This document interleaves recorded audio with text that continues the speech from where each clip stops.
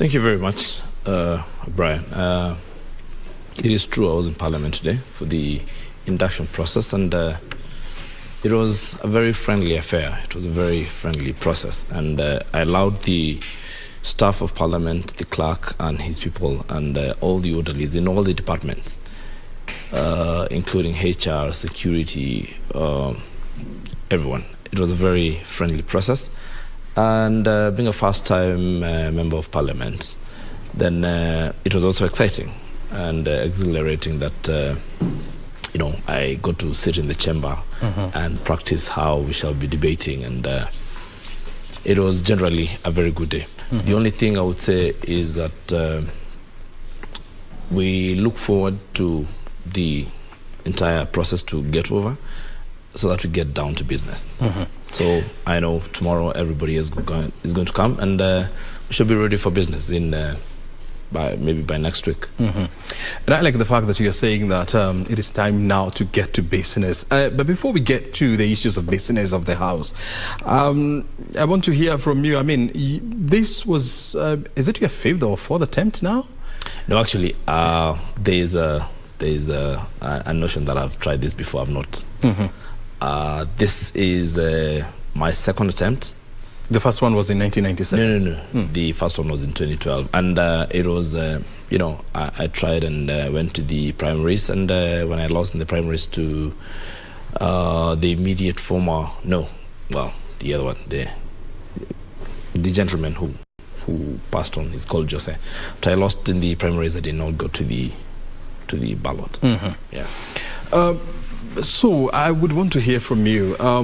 What has moved you to go to the 13th Parliament? Or what has inspired you? Actually, I've been pushed more than inspired to join the 13th Parliament. And I've been pushed by the economy, and like I kept telling people during the campaigns, is that when you send someone to somewhere and they keep giving you the undesired results, then you may want to do it yourself.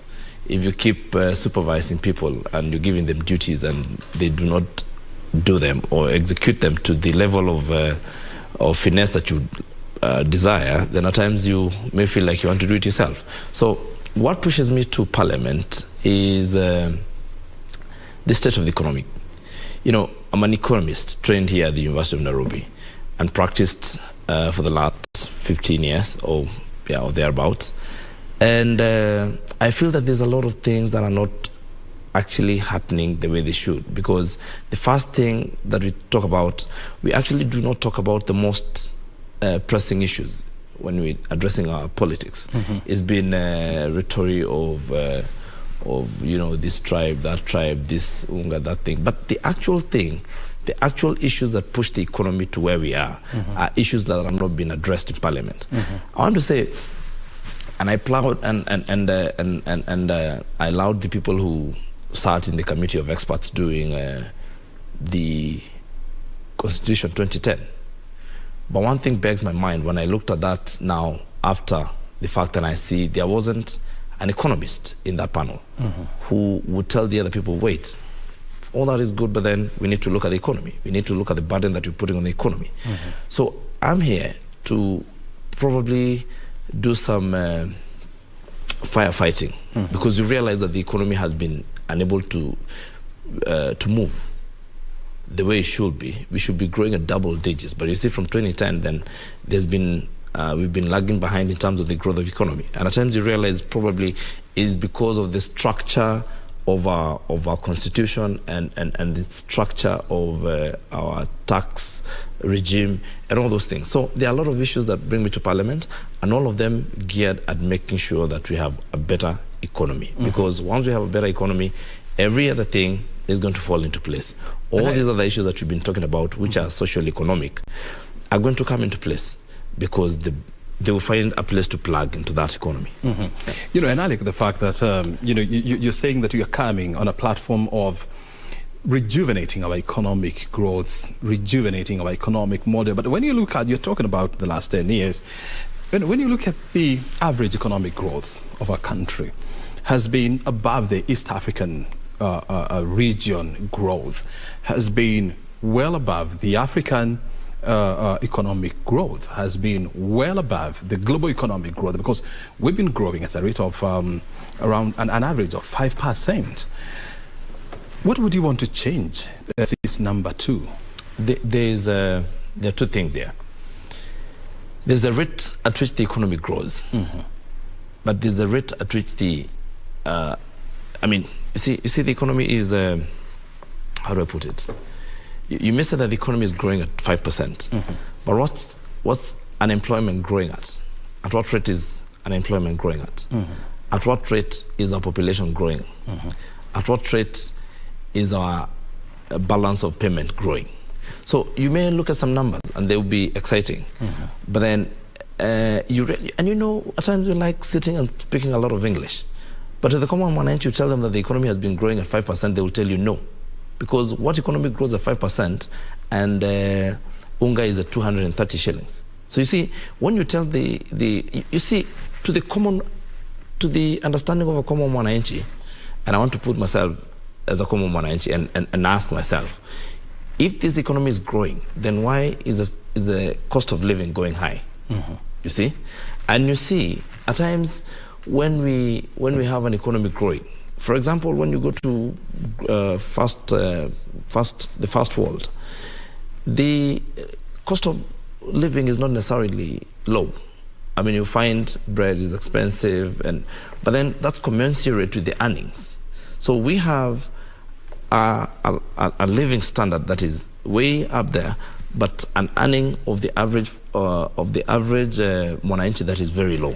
So that is the issue that we need to address, because you see, we could be growing an economy pegged on borrowed money or pegged on borrowed input that does not really reflect the life of that of that person in the village somewhere trying to get a living.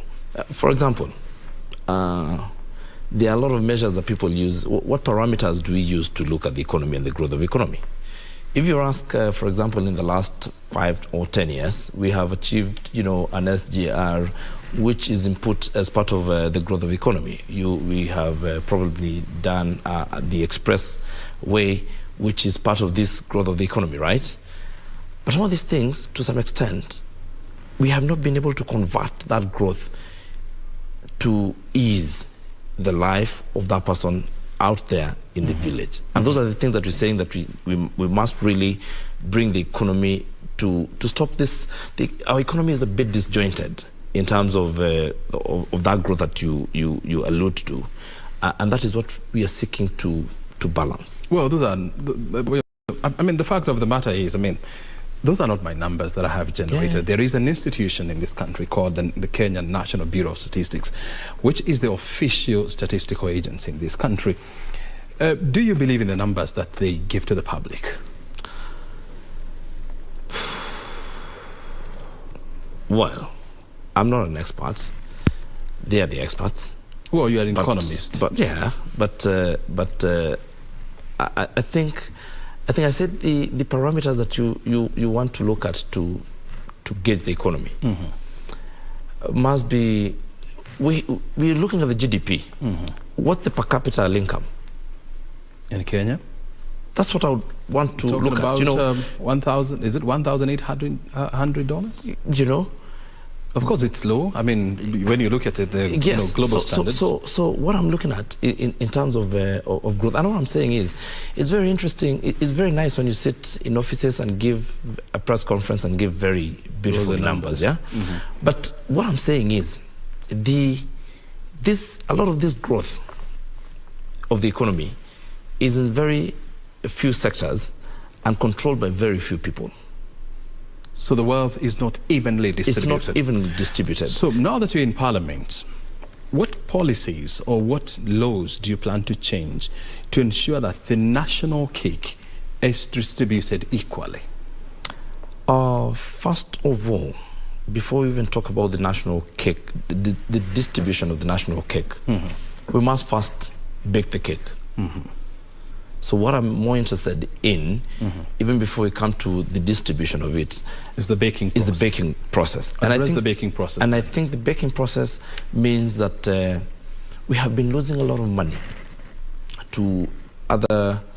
Of course, we live in a 21st century where we have to, we have interdependence of countries, but we are the watchdog of the public, and we must make sure that as a country we do not, even when you have, when you sit in organizations that have tariffs and blocks and trade blocks and all those things, and you go and agree, we do not want you to do ABCD. You must also think about yourself and be selfish as a country and say we must protect our interest. So one of the greatest things that we have is that in the last few years and over time, basically, we've been losing our ability to produce finished products in this country.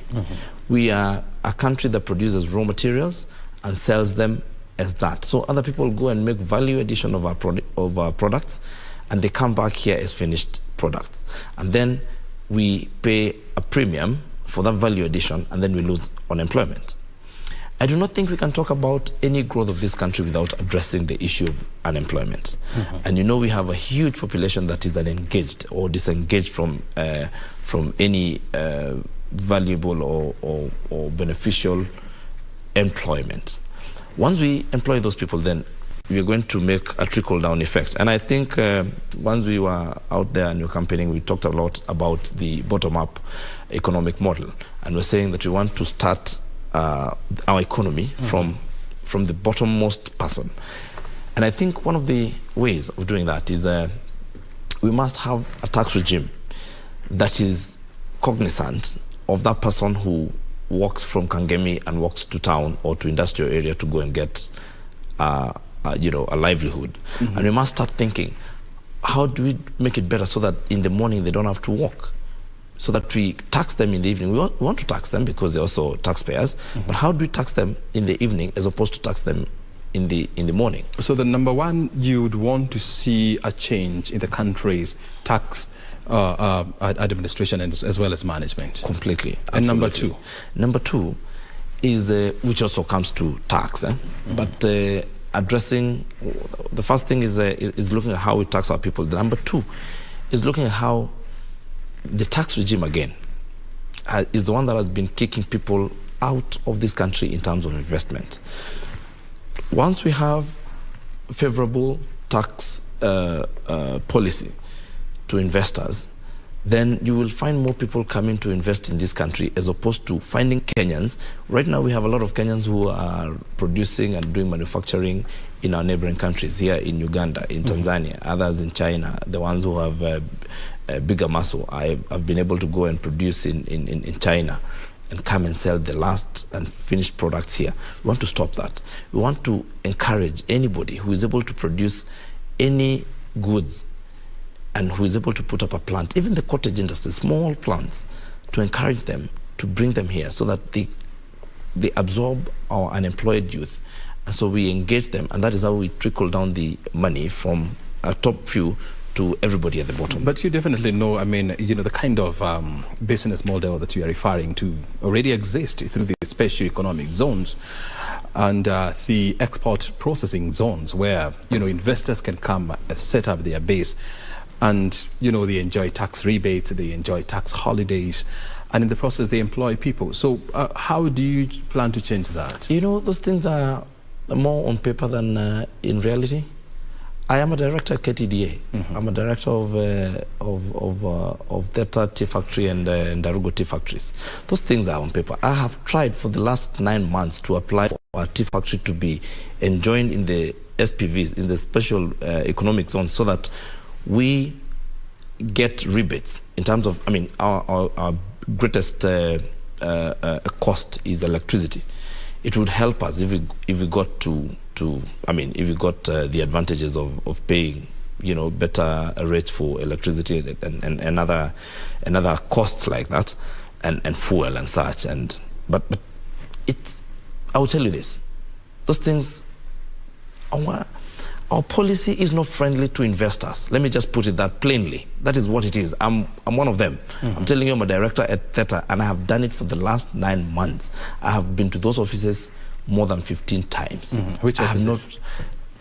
We have the, actually, there's the special economics zones authority, and there's another one, not the special, the APZ, the APZA also, processing zone. Yes, and all those.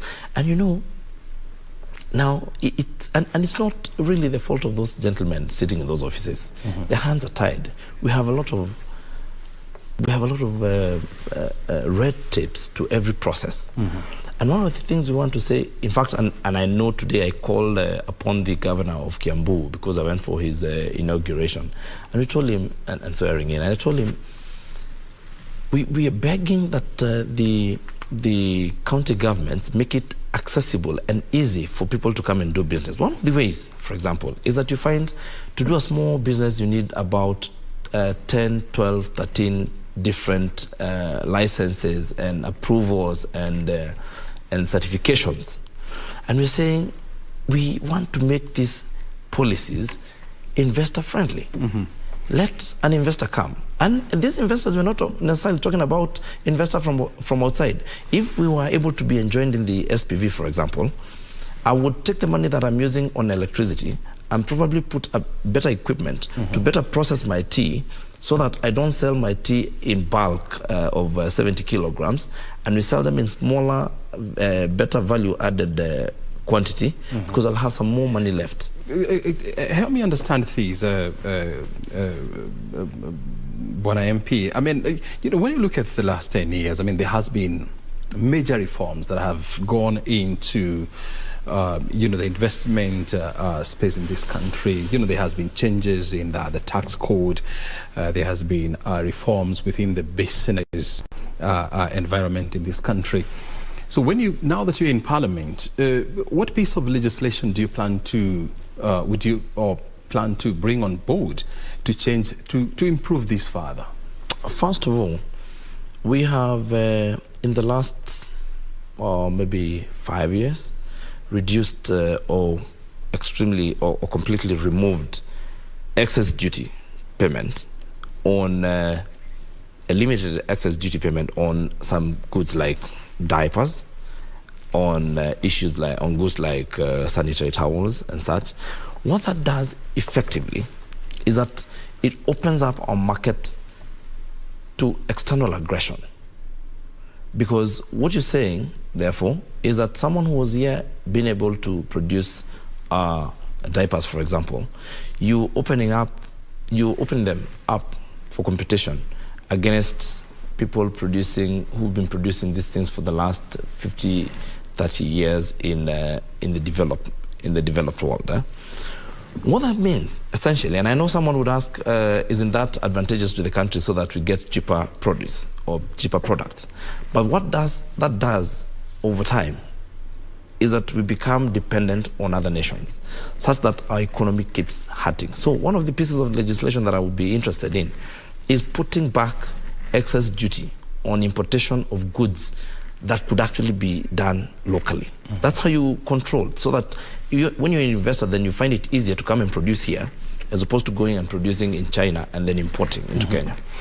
Help me also understand things. I mean, because any time from now, once the induction process is done, you know, the swearing is expected to start, and then you can go full swing into business. How do you expect the 13th Parliament to change the livelihood of Kenyans? There are many ways.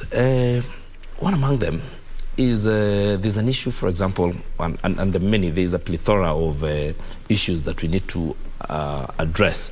But, for example, I would look at farming and ask myself, how can we help the farmer get better produce from their goods? And one of the things is, I think about a farmer, for example, in Nyandarua, producing potatoes. And their potatoes are consumed in this country somewhere. But that same person has a child who goes to the shop and buys crisps. and they're not able to get that money. So we help in creating small cottage industries. And how do you do that? Reduce the cost of electricity, reduce the cost of doing business, reduce the cost of, give incentives, incentivize new investors by giving them tax rebates and this thing should not always only be in special economic zones where only few can access. Because some of these things, we cannot grow the economy by just having a few people out there. You need to extrapolate this to a very small person in a small village somewhere. So that is one, farming. We have something else. You know, the economy is grown by the private sector more than the public sector. Yeah. The public sector just does, infrastructure and such things, creates convenience for doing business. When you find a government saying that they have money running to almost $500 billion in pending bills, it tells you that has really crippled the private sector. So a lot of business people out there, and these business people range from a very small mama mboga who supplied some 2 sacks of potatoes to an institution like NYS or such, to a huge enterprise like Safaricom that is so those are some of the issues that you plan to address there. Very good. I'm being told that our time is up. I know, but time is never enough. All right. Because there are other programs that have to be aired. Okay. Otherwise, thank you very much indeed. This is not the last time that we are calling you. We'll continue engaging. Enjoy your evening. Thank you very much for joining us here. You're most welcome. All the best. All right. Well, you have been watching Prime Edition live from Broadcasting House. My name is O'Brien Kimani. Have yourself a good night.